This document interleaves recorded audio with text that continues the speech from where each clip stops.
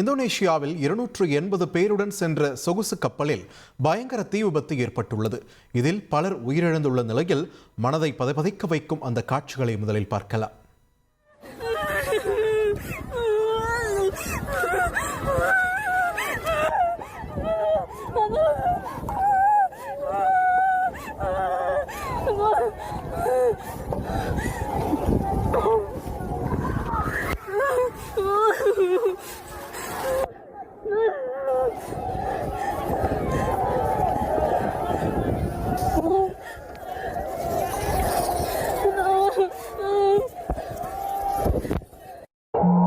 Ditunurin. Ya Allah. Ya Allah. Iya. Ini nih. Iya. Iya, ada aman. Ada aman. Contohnya ada orang mau tolong orang. Nih. Ada orang mau tolong.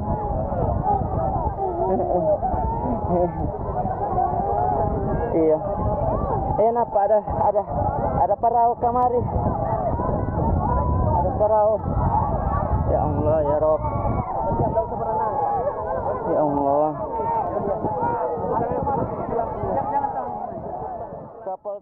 மிகவும் பதைபதைக்க வைக்கக்கூடிய காட்சிகளை தான் திரையில் பார்த்து வருகிறோம். தொடர்ந்து கூடுதல் விவரங்களை வழங்க இணைகிறார் எமது செய்தியாளர் சதீஷ் முருகன். சதீஷ் முருகன், வணக்கம். இந்த கப்பல் தீ விபத்து தொடர்பாக நமக்கு இதுவரை கிடைத்திருக்கக்கூடிய தகவல்கள் என்னென்ன, விரிவா பதிவு பண்ணுங்க. வணக்கம்.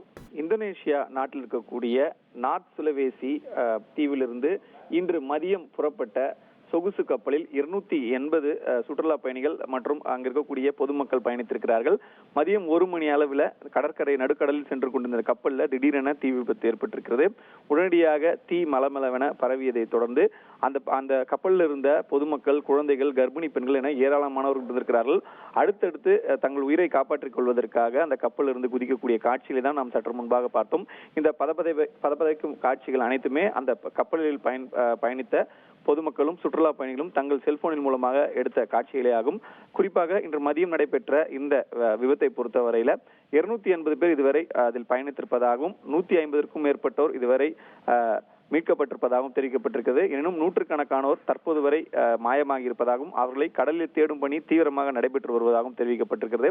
குறிப்பாக இந்த விபத்துல மதியம் சுமார் 2 மணி நேரத்திற்கு முன்பாக வரை 3 பேர் இறந்திருப்பதாக அதிகாரப்பூர்வமாக இந்தோனேஷிய அரசு தெரிவித்திருந்தாலும் கூட தற்பொழுது இந்த பலி எண்ணிக்கை 10க்கும் மேற்பட்டதாக இருக்கலாம் என்று அஞ்சப்படுகிறது.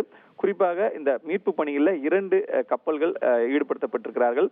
இந்தோனேஷியாவினுடைய அந்த கடற்படை, அதே போன்று அருகாமையில் இருக்கக்கூடிய தனியார் கப்பல்கள் என 2 பெரிய கப்பல்கள் இந்த மீட்பு பணியில் ஈடுபட்டிருக்கிறார்கள். தொடர்ந்து அந்த பகுதியில் இருக்கக்கூடிய கப்பல்ல குறிப்பாக இந்த KM பார்சிலோனா 5 என்ற இந்த பெயரிடப்பட்ட இந்த கப்பல்ல பாதுகாப்பு அம்சங்களை பொறுத்தவரையில் அந்த மிதவைகள் குறைபாடு இருந்ததாகவும் கூறப்படுகிறது. முதற்கட்ட விசாரணையில குறிப்பாக அந்த கப்பலில் இருந்து பொதுமக்கள் குதிப்பதும், அதே போன்று அந்த பகுதியில் இருந்து தங்கள் எங்க செல்வது என்று தெரியாமல் அலறுவதும் அந்த வீடியோ காட்சிகள்ல நம்மால் கேட்க முடிகிறது.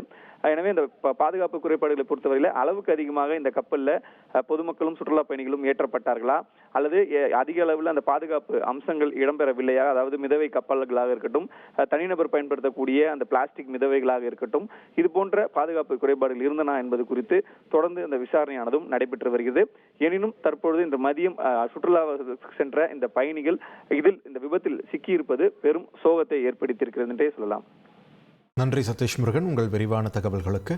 ட்ரெண்டை ஃப்ரெண்ட் ஆக்கிக்கோங்க. தந்தி டிவியின் சப்ஸ்கிரைபர்ஸ் அண்ட் ஃபாலோவர்ஸ் குடும்பத்தில் நீங்களும் இணையுங்க.